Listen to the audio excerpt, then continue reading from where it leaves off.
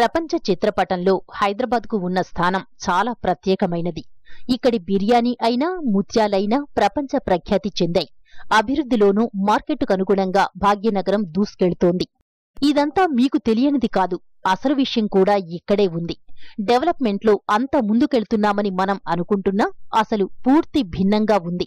హైదరాబాద్ అంటే బంజారాహిల్స్, జూబ్లీహిల్స్ మాత్రమే కాదు, హీనమైన స్థితిలో జనాలు బ్రతుకులేడుస్తున్న పాతబస్తీ కూడా ఉందనే విషయం ఎందరికి తెలుసు? హైదరాబాద్ పార్లమెంట్ నియోజకవర్గం పరిధిలోని పాతబస్తీ అభివృద్ధికి ఇంకా ఆమడ దూరంలోనే ఉందన్నది విశ్వసత్యం. ఇది వాస్తవం. కనీస సౌకర్యాలు లేక చాలా మంది ఇప్పటికీ చీకట్లోనే మగ్గుతున్నారు.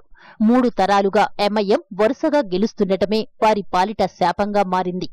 ఎంపీ, ఎమ్మెల్యేలు, కార్పొరేటర్లుగా ఆ పార్టీ నేతలే గెలుస్తున్నా ప్రజాభివృద్ధి మాత్రం పడకేసింది.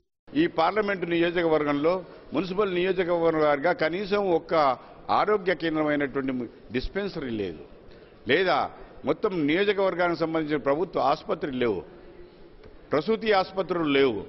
ఈ రకమైనటువంటి పరిస్థితిలో వాళ్ళ దృష్టి ఈ వైపు ఏమాత్రం కూడా లేదు.